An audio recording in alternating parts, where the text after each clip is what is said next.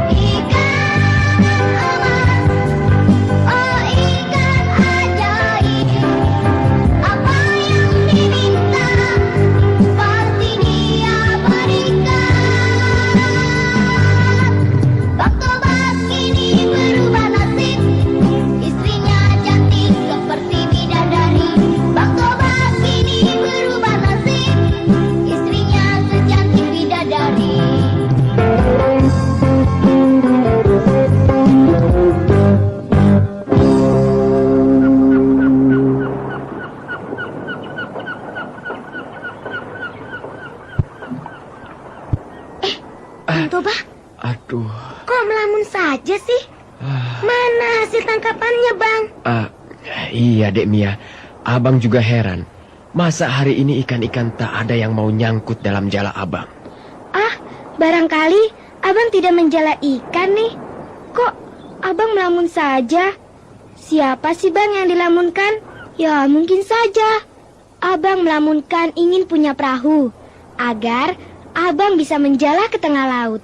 Atau abang melamunkan bila abang sedang menjala di pesisir, ada yang mendatangi abang sambil membawa makanan.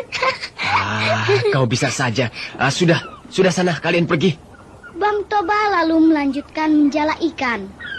Ia terus menyusuri pesisir sambil jalannya ditebarkan ke sana kemari. Tak terasa, Bang Toba telah sampai pada teluk yang selama ini tak pernah disinggahinya.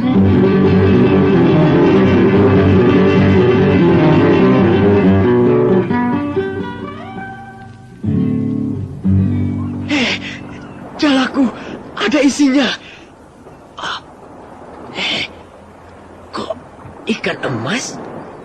Masa di laut ada ikan emas? Aneh, ajaib. Bang Toba lalu mengambil ikan mas ajaib itu dari jalannya untuk dimasukkan ke dalam keranjang yang dibawanya. Ketika dipegang,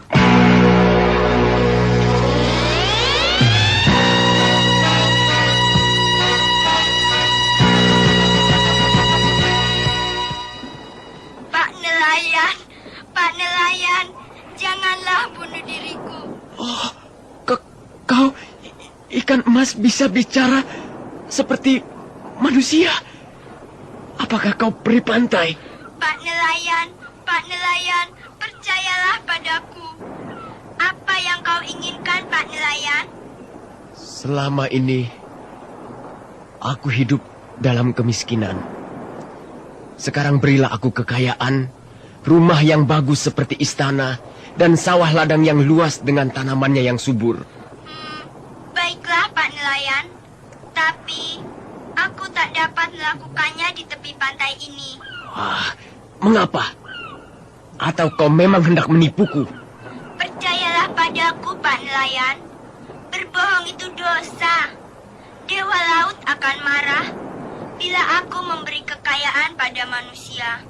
Untuk itulah, aku tak mau kalau di tepi pantai ini.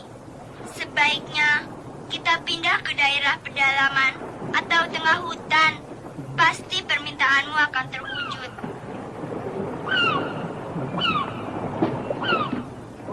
Kemudian dibawanya ikan emas ajaib itu oleh Bang Toba menuju ke pedalaman yang jauh dari pantai.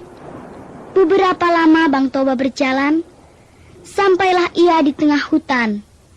Kini daerah itu dikenal dengan nama Tapanuli.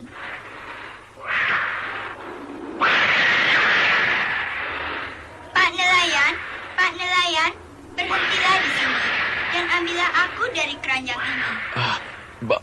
Baik ikan emas. Nah, sekarang aku akan membuktikan janjiku. Pejamkanlah matamu, wahai Pak nelayan.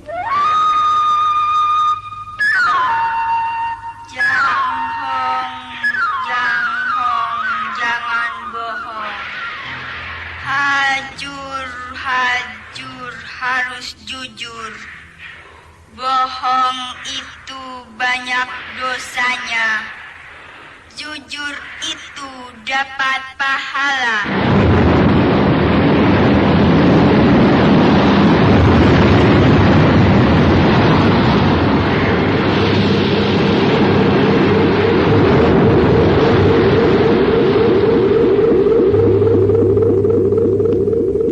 Nah, Pak nelayan, bukalah matamu.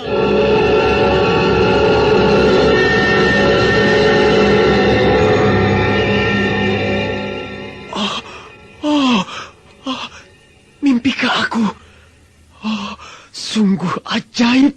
Sungguh ajaib. Kau tidak bermimpi, Pak nelayan? Tapi bagaimana semua ini bisa terjadi? Sudahlah, Pak nelayan. Itu tak perlu kau ketahui. Tempatilah rumah itu, karena semuanya menjadi milikmu. Menjadi milikku? Rumah mewah beserta isinya, sawah ladang dan hasilnya, semua serba melimpah. Kini telah dimiliki oleh Bang Toba. Bang Toba sekarang telah menjadi orang yang kaya raya. Namun, alangkah sayangnya kawan-kawan, dengan kekayaan yang dimiliki, ternyata membawa pengaruh pada sifatnya. Bang Toba yang dulu lain dengan sekarang. Kini ia menjadi orang yang sombong, tinggi hati, dan congkak.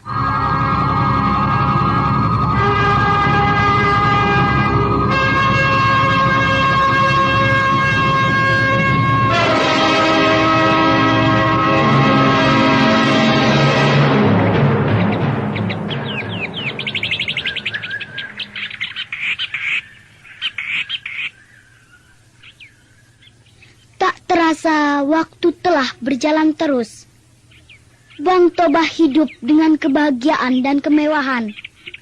Apa yang diinginkannya selalu terpenuhi tanpa bekerja berat. Ikan emas itu dipeliharanya di sebuah danau di belakang rumah yang telah dibuatnya oleh ikan emas itu sendiri. Kalau Bang Toba menginginkan sesuatu, ia tinggal minta pada ikan emas ajaib itu. Pada suatu pagi,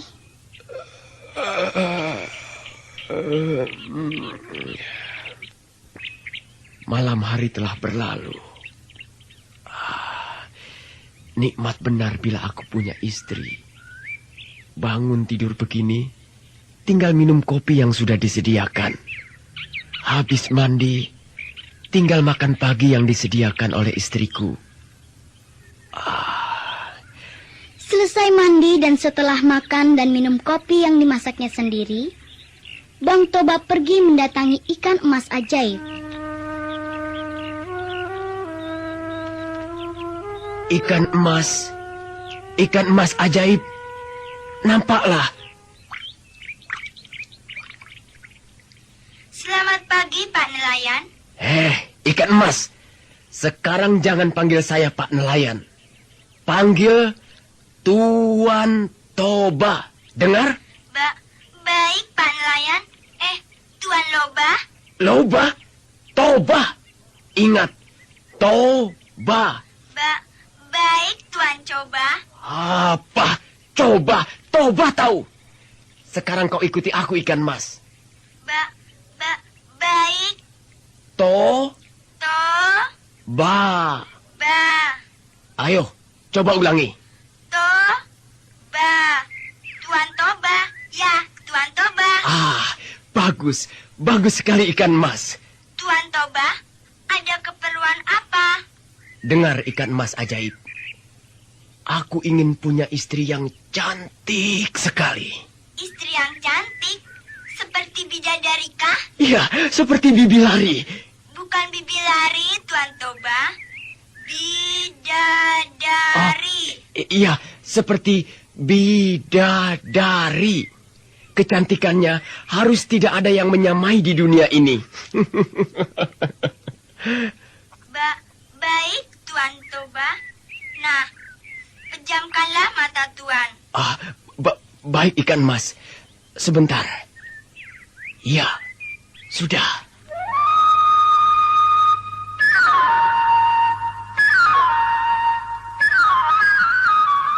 Anak ayam, anak itik, di pinggir kali berlari-lari.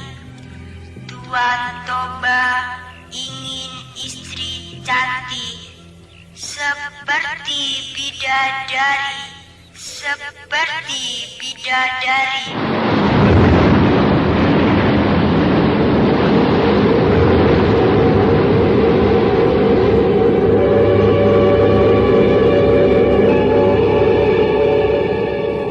Nah, bukalah mata Tuan sekarang.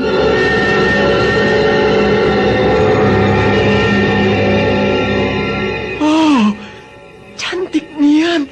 Nian cantik. Bibi lari, bidadari.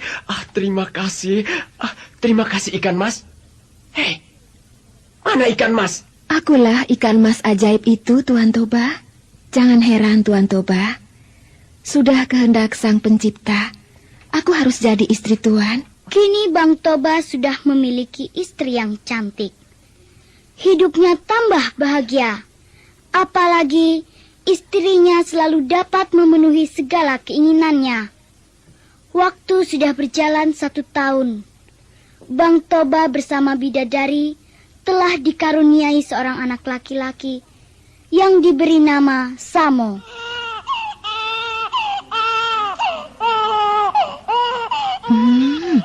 Jap-jap sayang ya. Jap-jap. Aduh. Lihat tuh di atas atap itu ada tokek. Tokek. Tokek.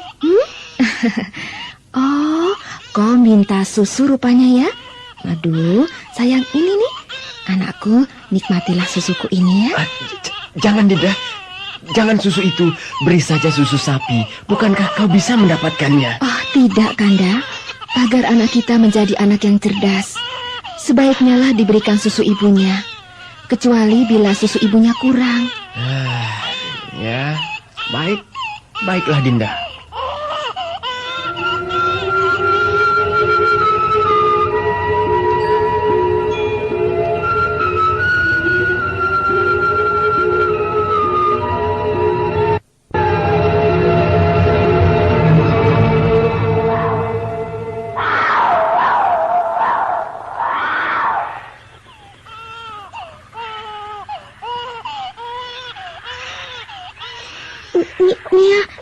Nia,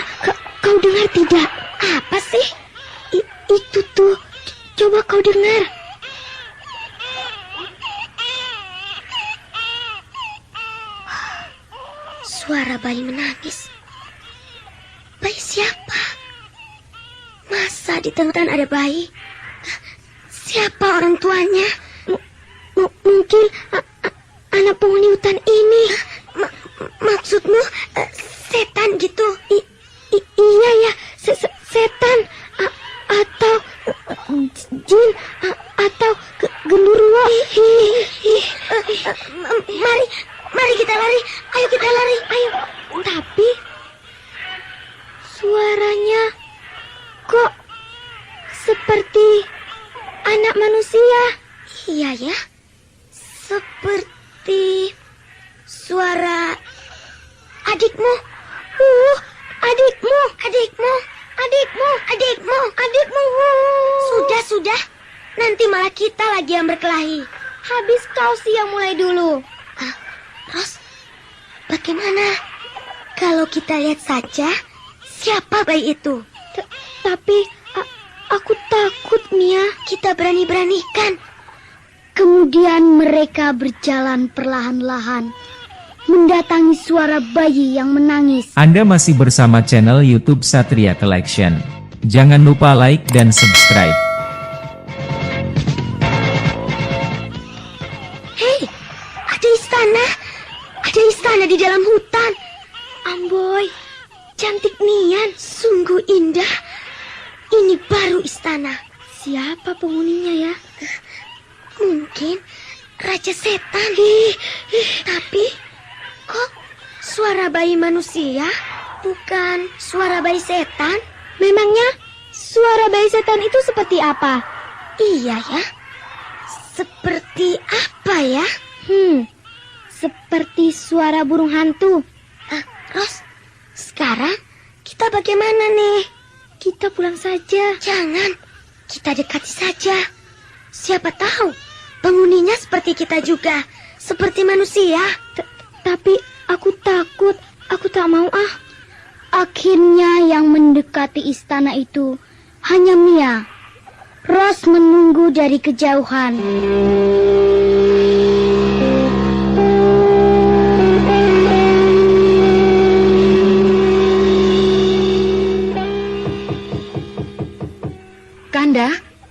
Kanda Toba, ada yang mengetuk pintu. Mengetuk pintu? Wah, siapa ya? Baru kali ini ada orang kesini. Cepatlah Kanda, bukakan pintu itu. Mungkin ada orang perlu pertolongan karena tersesat di hutan. Pertolongan? Setelah pintu dibuka oleh Bang Toba, betapa kagetnya dia setelah tahu yang mengetuk pintu adalah Mia. Jangan duduk di situ. Nanti kursiku kotor. Duduk di lantai saja. Biar saja Kanda. Ayo duduklah di kursi, Dik. Bang Toba tadi hanya bercanda kok. Ayo. Mia. Siapa yang memberitahumu bahwa ini rumahku? Tidak ada, Bang. Saya tersesat selagi mencari kayu bakar. Lalu saya mendengar ada bayi menangis. Ternyata ada di rumah Abang. Apa? Abang? Jangan kau panggil aku Abang sekarang. Panggil aku Tuan Toba. Tuan Toba, mengerti? Baik, Bang. Tuan Toba. Mia, sekarang kau tinggal di sini saja. Jadi pembantuku. Jadi pengasuh anakku. Mau? Mau, Bang. Tuan, tapi saya harus minta izin dulu dengan orang tua saya. Bagus. Sekalian kau wartakan kepada para penduduk bahwa aku sudah menjadi orang yang kaya raya. Orang yang harus dipandang.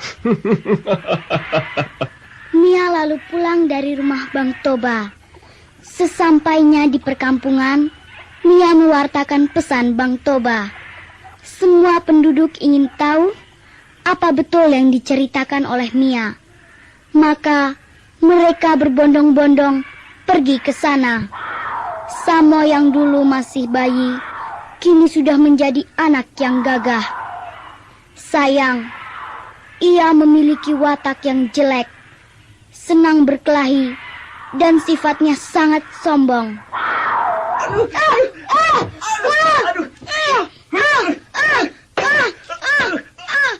tahan tinjuku. Dan jaga tendanganku. Ya! Ayo, siapa lagi yang mau melawanku? Ya! Setiap perkelahian, selalu Samo yang menjadi pemenang. Begitulah tingkahnya, hanya pandai mencari musuh.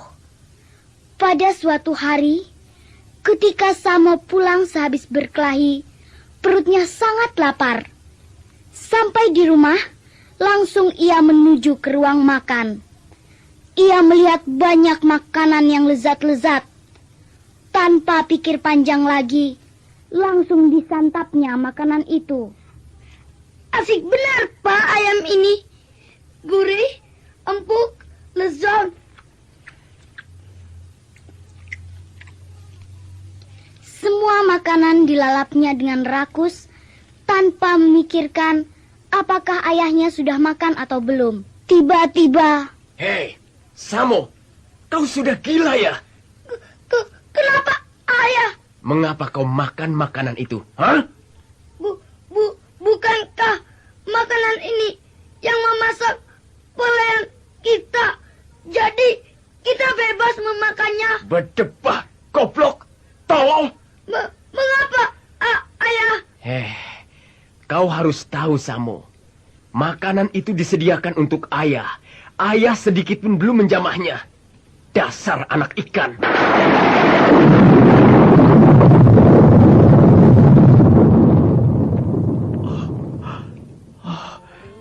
Apa yang telah kuucapkan tadi?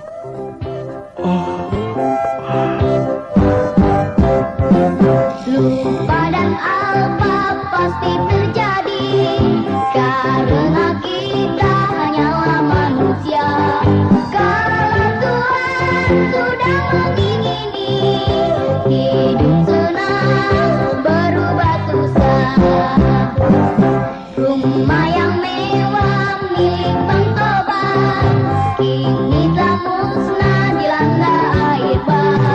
Bidadari kan kini tiada, berubah jadi penghuni danau.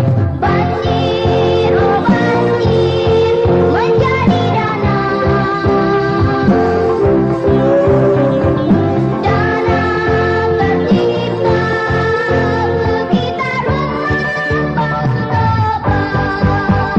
Di atas danau tercipta Pulau Samosir namanya. Di atas danau tercipta pulau di tengah Danau Toba.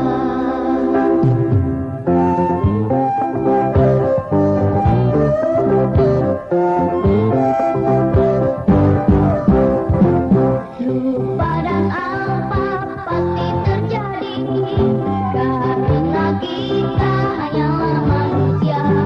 Kalau Tuhan sudah mengingini hidup senang berubah susah.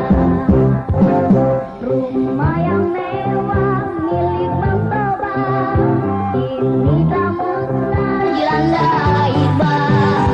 Bidadari kan mas kini tiada, berubah jadi penghuni danau.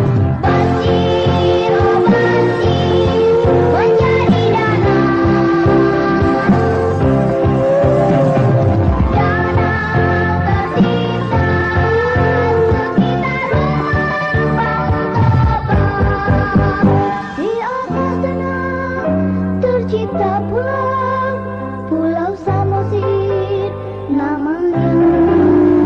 Di atas danau tercipta pulau di tengah Danau Toba. Di tengah Danau Toba. Bidadari ikan emas pernah berpesan pada Bang Toba ketika ia melahirkan Samo. Jangan sekali-kali memarahi Samo, anak ikan emas. sebab akan terjadi malapetaka. Bang Toba lupa akan pesan itu.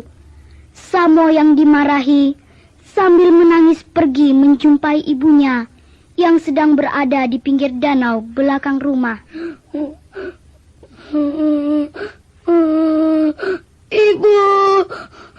Ibu, apakah Samo anak ikan, Bu?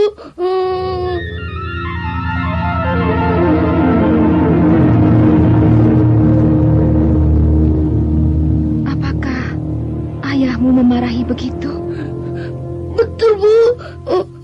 Katanya Samo anak ikan, Bu. Betulkah, Bu? Ayahmu telah melanggar pantangan. Samo, sekarang pergilah kau ke atas bukit.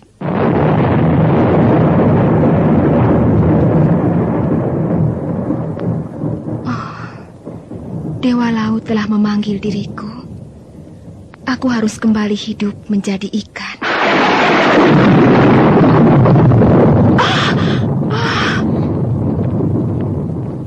Ketika tubuh bidadari ikan emas terkena sambaran petir, keajaiban terjadi.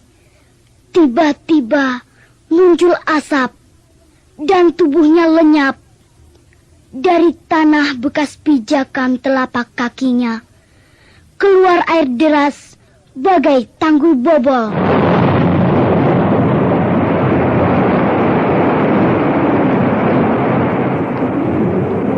Air yang keluar itu bagaikan air bah yang menerjang apa yang dilaluinya. Rumah Bang Toba pun dihantamnya hingga roboh.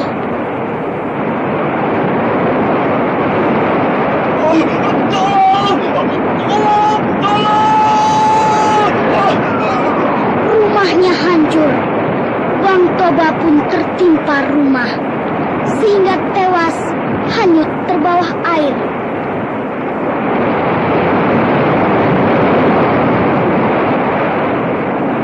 Anehnya, setelah semua disapu habis oleh air bah, angin dan petir pun berhenti. Langit pun terang kembali. Apa yang terjadi? Kini terbentang sebuah danau yang sangat indah. Di tengah danau ada sebuah pulau. Kini orang menyebutnya Danau Toba dan Pulau Samosir. Bidadari ikan emas pun menjadi penghuni danau itu. Bagi kawan-kawan yang pernah memakan ikan hasil tangkapan dari danau itu, ikan itu adalah anak atau cucu atau cicit dari ikan emas ajaib yang menjadi bidadari dan menjadi ikan emas kembali. Sampai di sini kisah ini. Sampai jumpa di lain kisah yang pasti lebih menarik. Tangga cerita kini makin asik ya. Selamat berkisah dengan Sanggar Cerita. Dalam kisah lagu dan cerita, la la la, kita bersua di lain kesempatan. Sampai jumpa lagi. Adik-adik, jangan lupa Sanggar Cerita kini makin asik. Anda masih bersama channel YouTube Satria Collection.